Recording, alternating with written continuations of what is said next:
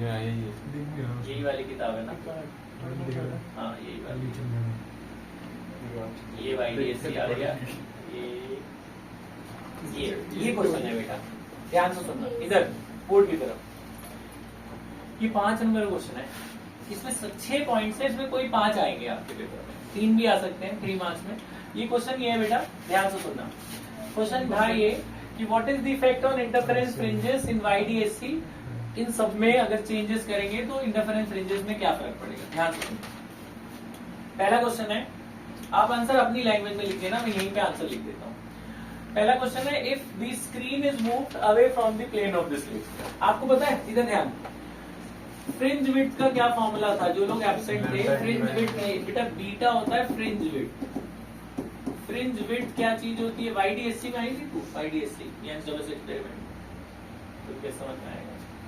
ऐसा होता था, देख इसमें 2 स्लिट होती थी, एक सोर्स ऑफ लाइट होता है, ये दोनों स्लिट होते हैं, यहाँ एक सोर्स ऑफ लाइट होता है, यहाँ एक स्क्रीन होता था। जो लोग नहीं आए थे जरा ध्यान देना, ये क्वेश्चन के लिए ये एक्सपेरिमेंट तुम्हें आना चाहिए। ऐसा था, यहाँ पे जैसे रेड कलर की लाइट है, मोनोक्रोमेटिक मतलब सिंगल कलर, ये लाइट ऐसे बढ़ती है, लाइट स्प्रेड होगी तो ये होल है, छोटे छोटे स्लिट मतलब गैप, यहाँ से फिर से निकलेगी लाइट, यहाँ से फिर से स्प्रेड होना स्टार्ट करेगी, ये भी स्प्रेड होगी, ये भी स्प्रेड होगी, फिर ये दोनों आपस में कंबाइन होंगे ना कहीं कंबाइन होंगे। तो इसने देखा कंबाइन होने के बाद यहाँ स्क्रीन पर सेंटर पर ब्राइट स्पॉट नजर आया, फिर डार्क नजर आया, फिर ब्राइट, फिर डार्क, फिर ऑल्टरनेट ब्राइट डार्क नजर आई।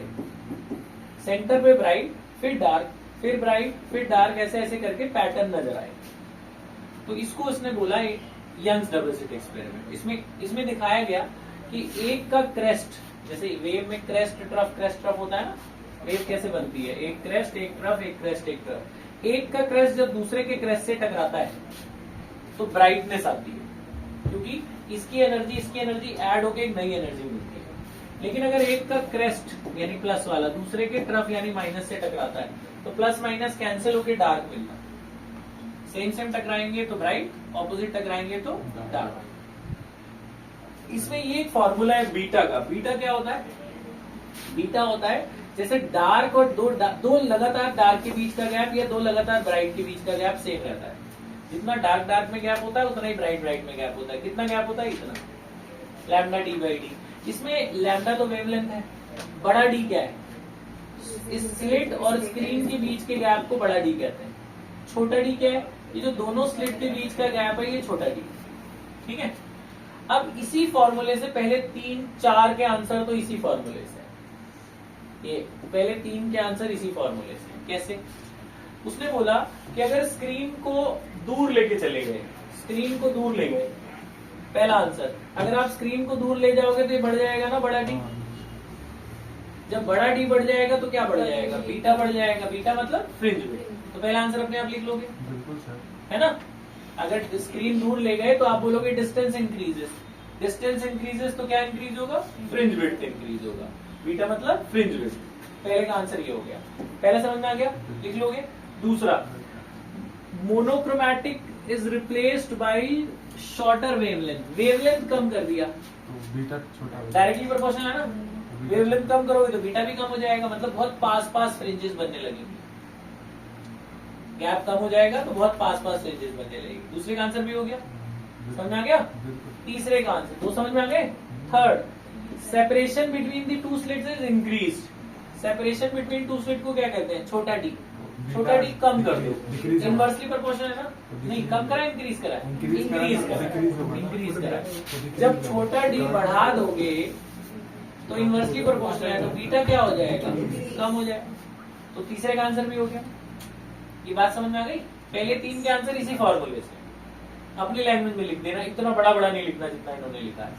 ये बात समझ में आ गई। Yes sir. अगला देखो, फोर्थ। अब देखो इन्होंने कितना बड़े आंसर लिखे हैं, पूरे लिख देने बड़े।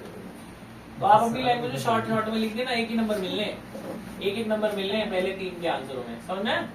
अगला सुनो, फोर्थ। अब ये जो 4th 5th है, इन दोनों के लिए एक नया फॉर्मूला है जो आपके उसमें नहीं है, डेरिवेशन में नहीं है, लेकिन मैं फॉर्मूला बताता हूँ। पता क्या बोला उसने? Source slit is move closer to the double slit. मतलब सोर्स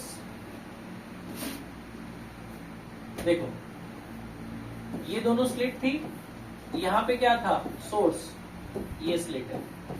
इसने बोला सोर्स को पास ले गए,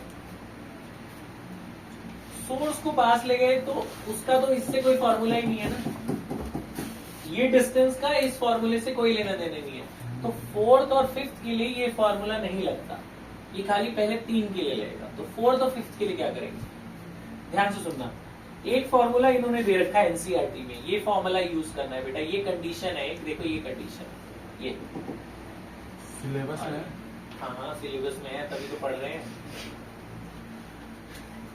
इधर S by S should be less than equal to lambda by d, S by S should be less than equal to lambda by d।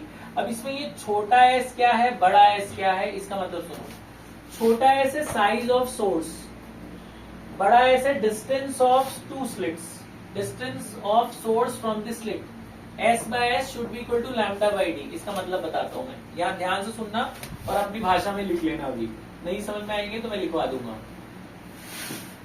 यहाँ 2 slit है, ये क्या था सोर्स, सोर्स और स्लिट के बीच का जो डिस्टेंस है वो बड़ा S है, सोर्स और स्लिट के बीच का जो डिस्टेंस है वो क्या है, बड़ा S। इसके बीच का जो गैप है, ये गैप, इसको स्मॉल s बोला गया।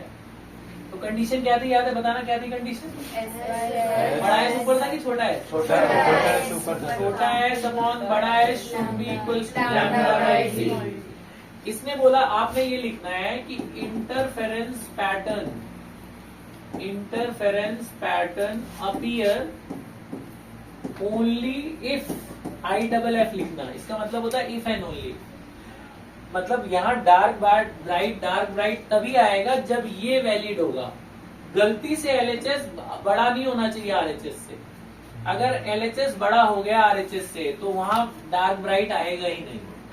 तो आप जरा क्वेश्चन पढ़ते हैं ध्यान से, वहां पे कोई फ्रिंजेस ही नहीं आएंगे, कुछ व्हाइट ही दिखे, पूरी स्क्रीन दिखी, कुछ डार्क ब्राइट ही नहीं आएगा। क्वेश्चन इसने बोला सोर्स को पास लेके चले गए आप, इसको जब आप पास लेके चले गए तो ये बड़ा S कम हो जाएगा, जब डिनोमिनेटर कम हो जाता है तो ओवरऑल फ्रैक्शन बढ़ जाता है ना, डिनोमिनेटर कम करते जाते हो, न्यूमरेटर अगर डिनोमिनेटर में बहुत छोटा छोटा नंबर कर दो तो आप क्या बोलोगे, अगर डिनोमिनेटर कम होगा, अगर S डिक्रीज होगा तो जो S by S है एक ऐसा पॉइंट आएगा ना कि जो छोटा S अपॉन बड़ा S है वो बड़ा नहीं हो जाएगा इससे। तो आपने ये लिखना है कि व्हेन सोर्स इज